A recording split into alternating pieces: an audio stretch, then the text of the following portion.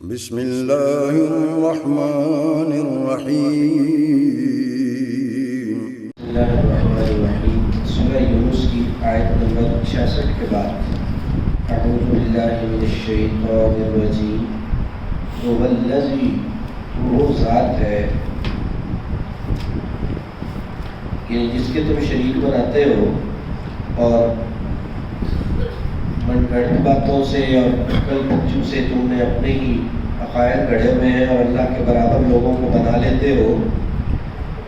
وہ اللہ جس کی تمہیں قدر نہیں ہے، جس کی تم عظمت کو پہچانتے نہیں ہو، وہ ذات ہے۔ وہ الذی، وہ ذات ہے جعل لکم، جس نے بنایا تمہارے لیے اللیل، رات کو، لتسکنوا، تاکہ تم سکون حاصل کرو، فیہ، اس میں، یا آرام کرو اس میں، والنہار، اور دن کو، مبصرا، دکھانے والا یا دیکھنے کا ذریعہ۔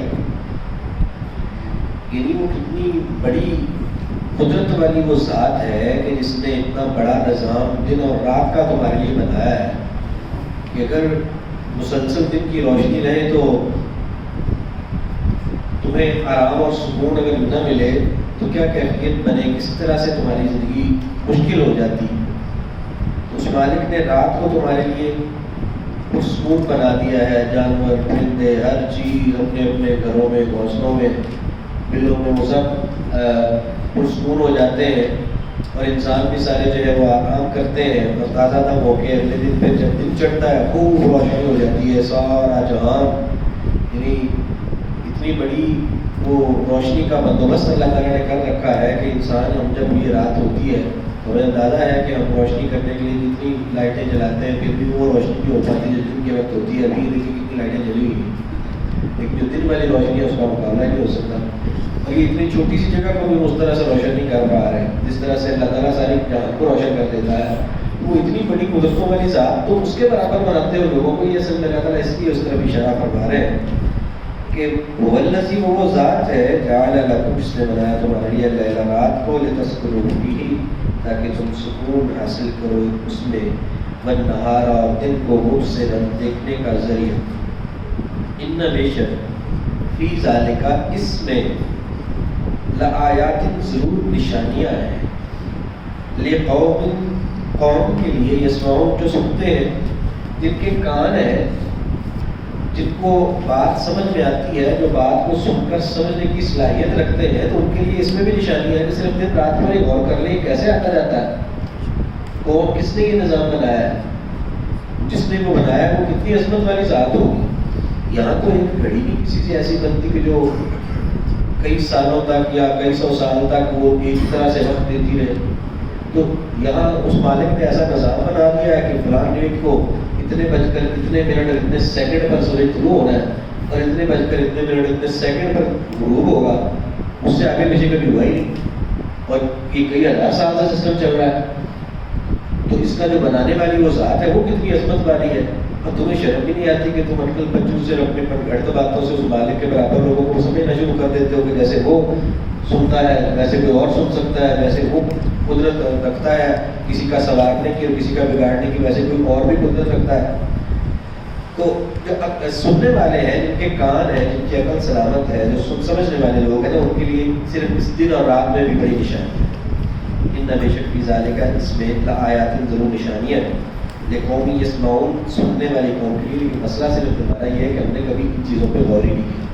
روزانہ صبح بھی ہوتی ہے، شام ہوتی ہے، ہماری زندگی اسی طرح سے تباہ ہو رہی ہے، لیکن ہم نے کبھی اس چیز پہ غور ہی نہیں کیا کہ کیسے دن آ رہا ہے، کیسے رات جا رہی ہے۔ ہم صرف اپنی دنیا کے اندر مگن ہے، اس مالک کی قدرتوں کو دیکھتے ہی نہیں، ان پر سوچتے ہی نہیں، ان پر غور ہی نہیں کرتے، اس کی مالک کی عظمت کو پہچاننے کی کوشش ہی نہیں کرتے۔ قالوا، انہوں نے کہا، اتخذ اللہ، پکڑی ہے اللہ نے، لیا ہے اللہ نے، ولدا، اولاد، یعنی پکڑی ہے اللہ نے اولاد۔ کنہوں نے کہا؟ مشرکین مکہ نے کہا کہ فرشتے بیٹیاں ہیں اللہ کی، اور یہودیوں نے کہا کہ عزیر علیہ السلام اللہ کے بیٹے ہیں، عیسائیوں نے کہا کہ عیسیٰ علیہ السلام اللہ کے بیٹے ہیں۔ اس لیے اللہ تعالیٰ نے قالو کا صیغہ جمع کا بول دیا کہ یہ سب یہ اس طرح کی بھی باتیں کرتے ہیں. ایک تو ویسے شریک بناتے ہیں, باقی معاملات میں لوگوں کو میرے برابر بناتے ہیں, اوپر سے مجھے اس طرح کی باتیں کر کے بھی یہ تکلیف دیتے ہیں. قالوا انہوں نے کہا کہ اتخذ اللہ, پکڑ لیا اللہ نے, ولدن اولاد. سبحانہ, پاک ہے وہ, اسے کیا ضرورت اولاد کی, وہ تو اس طرح کی کسی محتاجی سے, کسی ضرورت سے, وہ تو پاک ہے, اس کو تو ایسی ضرورت ہی نہیں ہے. سبحانہ, پاک ہے وہ, هو الغنی, وہ بے نیاز ہے, اس کو اولاد کی کیا ضرورت ہے. اس نے اولاد کو لے کر کرنا کیا ہے, وہ تو مالک ہے, وہ کون کہتا ہے, جو کچھ کہتا ہے ہو جاتا ہے. اولاد تو انسانوں کی ضرورت ہے, انسانوں کی محتاجی ہے, ان کو اپنے معاملات کو آگے چلانے کے لیے اور نسلوں کو آگے بڑھانے کے لیے ضرورت ہوتی ہے اولاد کی. تو اللہ کو کیا ضرورت ہے, وہ تو بے پرواہ ذات ہے. وہ الغنی, وہ بے پرواہ ہے, اس لیے کہ اسے اولاد رکھنے کی ضرورت نہیں, کہ وہ تو آسمان و زمین کا مالک ہے, اس میں جو کچھ ہے وہ سارا کچھ ہے ہی اسی کا, تو اس نے اولاد کیا کرنی.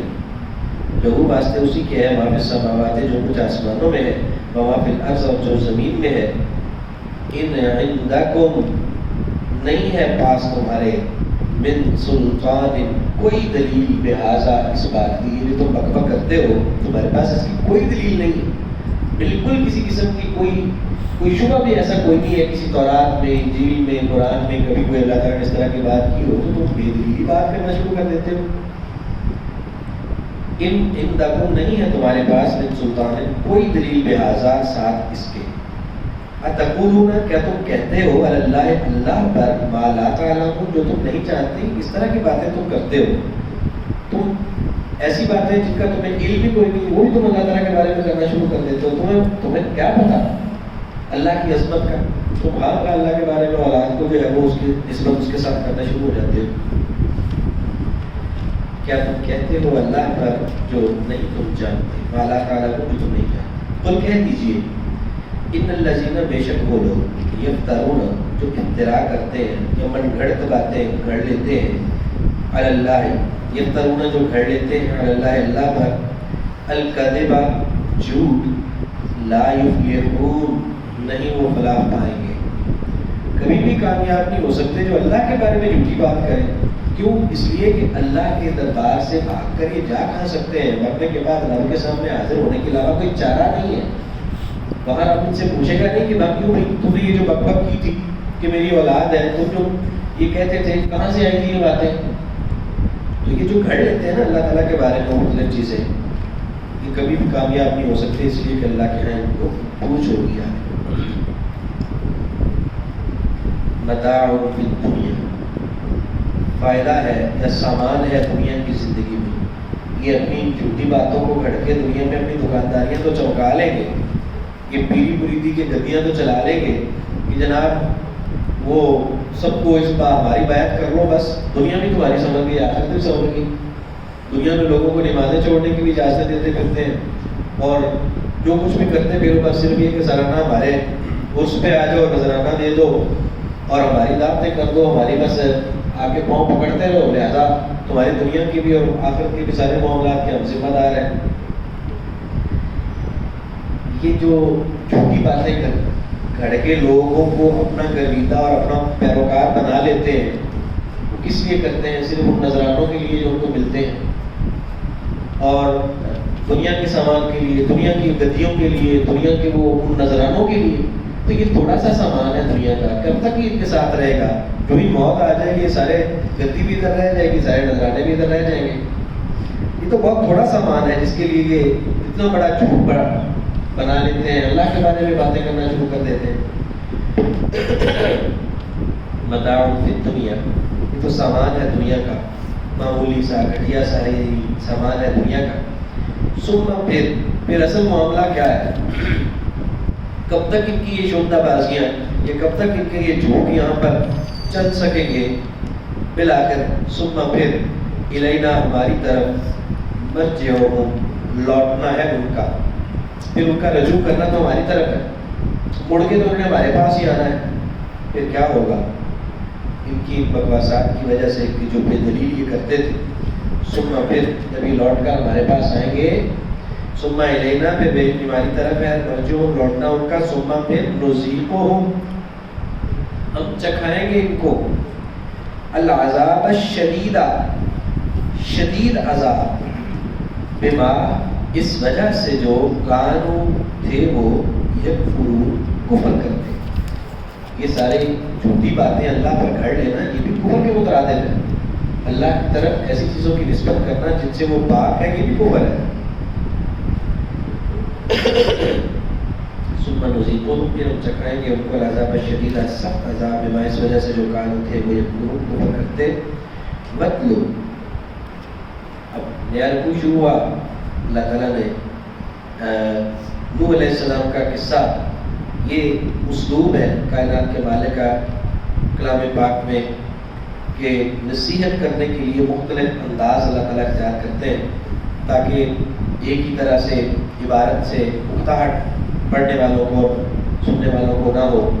یعنی پیچھے ان مشرکوں کو ڈائریکٹ تعلیمات دی ہیں، ان کے باطل عقائد کے حوالے سے آگاہ کیا ہے، اور یہاں پر ان کو پچھلی قوموں کے حالات بتا کر، کیونکہ نوح علیہ السلام کی قوم بھی بت پرست قوم تھی، ان کے بتوں کے نام بھی انہی کے مشرکین مکہ کے بتوں کے ناموں کی طرح تھے، ان کے عقائد بھی انہی سے ملتے جلتے تھے۔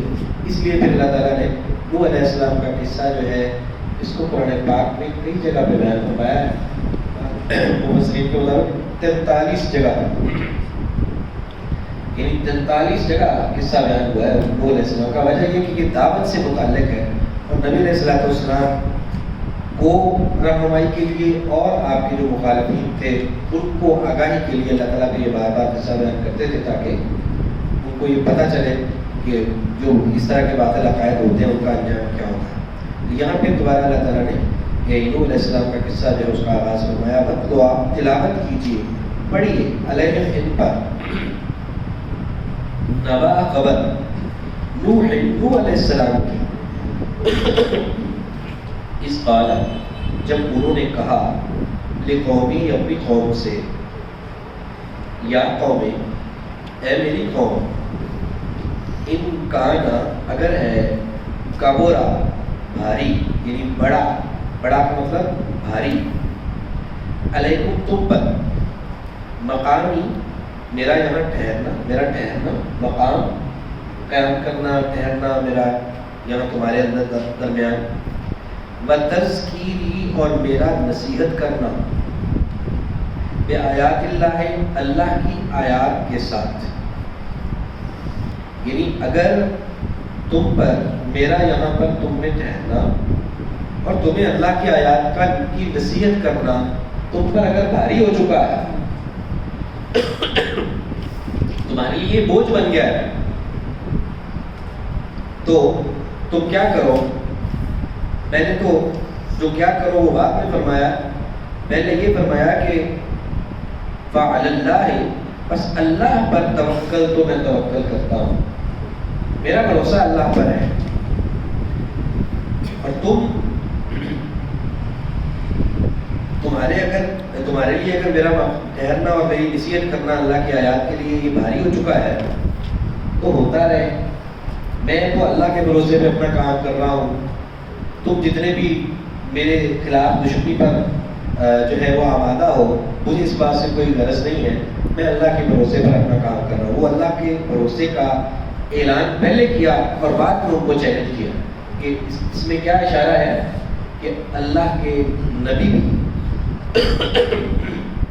بڑے بڑے برگزیدہ انبیاء بھی وہ اپنے بلبوتے پر، اپنی طاقت پر یا اپنے اختیار کی بنیاد پر کسی کافر کو چیلنج نہیں کیا کرتے تھے کبھی بھی، ہمیشہ اللہ کی طرف رجوع کرنا اور اللہ کی اذن سے، اللہ کے حکم سے، اللہ کی اجازت سے میں یہ کروں گا، یہ کبھی انہوں نے چھوڑا اسلوب۔ تو ہمیں بھی کبھی بھی اپنے عام معاملات کے اندر کسی بھی بڑے سے بڑے شخص کو چیلنج کرتے ہوئے کبھی بھی یہ نہ کہنا چاہیے کہ میں یہ کر دوں گا، میں یہ کر دوں گا، بلکہ اللہ کے فضل سے، اللہ کے کرم سے، اللہ کی مہربانی سے اگر اللہ کی نے توفیق دی تو میں کروں گا۔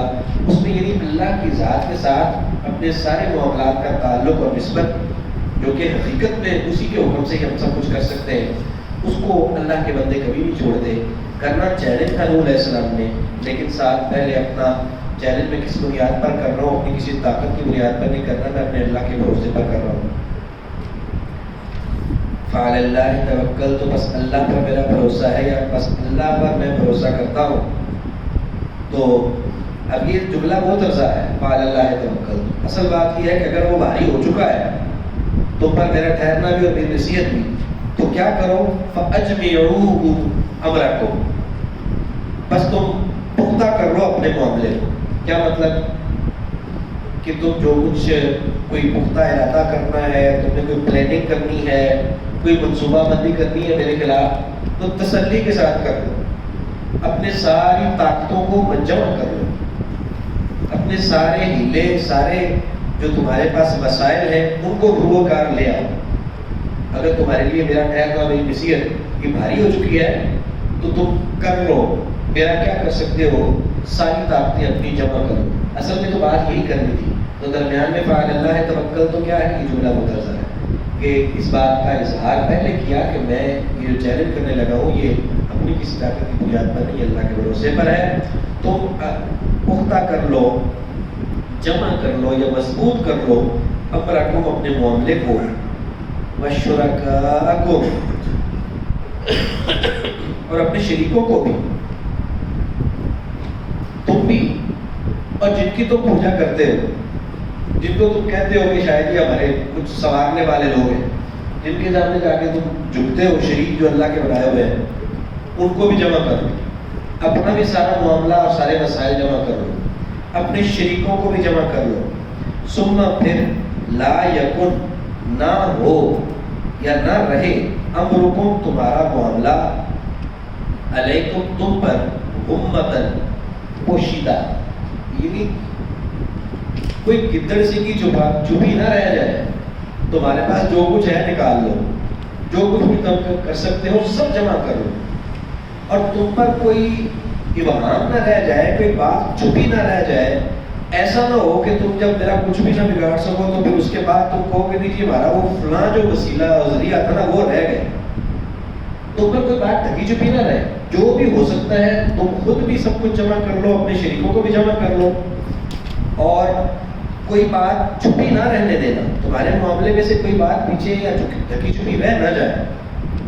سننا پھر لا یکن، نہ ہو، امرکم، تمہارے معاملے میں، تمہارا معاملہ، علیکم، تم پر، امتن، پوشیدہ. اور یہ سب کچھ جمع کر کے کیا کرو؟ ثم اقضوا الیہ، پھر تم فیصلہ کر دو میری طرف، یا پورا کر دو میری طرف. کیا مطلب؟ پھر تم کر لو جو کرنا ہے میرے ساتھ، جو کرنا چاہتے ہو نا تم وہ کر گزرو. ثم اقضوا، پھر پورا کر دو الیہ، میری طرف. بلا تنظرونی، اور مجھے مہلت نہ دو. تم کسی قسم کی مجھے لحاظ نہ کرو، میرے ساتھ نرمی نہ کرو، مجھے کسی قسم کی تم مہلت نہ دو. بلا تنظرونی، اور نہ تم مہلت دو مجھے. تو اللہ تعالیٰ فرماتے ہیں کہ فَإِن تَوَلَّيْتُمْ، یہ پھر موسیٰ نوح علیہ السلام نے آگے مزید کہا کہ فَإِن تَوَلَّيْتُمْ، پھر اگر تم پھر جاؤ، یعنی میں تمہیں چیلنج دے رہا ہوں کہ تم کر کے دیکھ لو میرا کیا بگاڑنا چاہتے ہو یا بگاڑ سکتے ہو. ساری طاقتیں جمع کر کے بگاڑ لو جو بگاڑنا ہے. میرا اللہ پر بھروسہ ہے، تو پھر کر کے دیکھ لو نا ایک دفعہ. اور اگر پھر بھی تم پھر جاتے ہو، مطلب کیا میرے اس چیلنج کو قبول نہیں کرتے اور اپنی طاقتوں کو آزماتے نہیں ہو اور صرف انکار پر ہی اڑے رہتے ہو، فما سألتکم، تو فإن توليتم، پھر اگر تم پھر جاتے ہو تو فما سألتکم، پھر نہیں میں سوال کرتا تم سے، من اجر، کسی اجر کا. یعنی تم مانو یا نہ مانو، میں نے کوئی تم سے دیہڑی تھوڑی لینی ہے. فما سألتکم، پھر نہیں میں سوال کرتا تم سے، من اجر، کسی اجر کا. ان اجریہ، نہیں ہے میرا اجر یا میری اجرت، الا علی اللہ، مگر اللہ پر. میں نے تو اپنے رب سے اجر لینا ہے اپنے دعوت کا اور اپنے کام کا. وَأُمِرْتُ، اور میں حکم دیا گیا ہوں، ان اکونا، کہ میں ہوں، من المسلمین، مسلمانوں میں سے. مجھے تو حکم اسی بات کا ملا ہے کہ میں مسلمانوں میں سے بنوں. یہ اس بات کی دلیل ہے کہ آدم علیہ السلام سے لے کے نبی علیہ السلام تک سب مسلم تھے. سارے نبی بھی مسلم تھے اور ان کے پیروکار بھی مسلم ہی تھے. اور دین سب کا اسلام ہی تھا، باقی احکامات جو ہے وہ میرے رد و بدل اور کمی بیشی ہوتی رہی. کافی ہے کہ ایک آیت پڑھنی ہے اور چلیں جی پھر اس کو دہرا لیں. اعوذ باللہ من الشیطان الرجیم. والذی وہ ذات ہے جعل لکم، جعل اس نے بنایا، لکم اللیلہ تمہارے لیے رات کو، لتسکنوا تاکہ تم آرام کرو یا سکون حاصل کرو بھی اس میں، والنہارا اور دن کو مبصرا دیکھنے کا ذریعہ ہو. ان فی ذالک بے شک اس میں لآیات ضرور نشانیاں ہیں، لقوم یسمعون سننے والی قوم کے لیے. قالوا انہوں نے کہا اتخذ اللہ، پکڑی ہے اللہ نے، ولدا اولاد، سبحانہ پاک ہے وہ، هو الغنی وہ بے پرواہ ہے، لہو واسطے اسی کے ہے، ما فی السماوات جو کچھ آسمانوں میں ہے، وما فی الارض جو کچھ زمین میں ہے. ان عندکم نہیں ہے پاس تمہارے، من سلطان کوئی دلیل، بہذا ساتھ اس کے. اتقولون کیا تم کہتے ہو علی اللہ اللہ پر، ما لا تعلمون جو نہیں تم جانتے. کوئی کہہ دیجیے ان الذین بے شک وہ لوگ، یفترون جو گھڑ لیتے، علی اللہ اللہ پر، الکذب جھوٹ، لا یفلحون نہیں وہ فلاح پائیں گے. متاع سامان ہے یا فائدہ اٹھانا ہے، پھر دنیا میں، ثم الینا پھر ہماری طرف، مرجعہم لوٹنا ہے ان کا، ثم پھر نذیقہم ہم چکھائیں گے ان کو، العذاب الشدیدہ شدید عذاب، سخت عذاب، بما اس وجہ سے جو کانوا تھے وہ یکفرون کفر کرتے. وَاتْلُوا اور آپ تلاوت کیجئے یا پڑھیے، علیہم ان پر نبا خبر نوح علیہ السلام کی، اس قال لقومہ جب انہوں نے کہا اپنی قوم سے، یا قوم ہے میری قوم، ان کانا اگر ہے، کبرا بھاری ہو چکا، علیکم تم پر، مقامی میرا ٹھہرنا، و تذکیری اور میرا نصیحت کرنا، بے آیات اللہ اللہ کی آیات کے ساتھ. فعلی اللہ توکلت تو اللہ پر میں بھروسہ کرتا ہوں.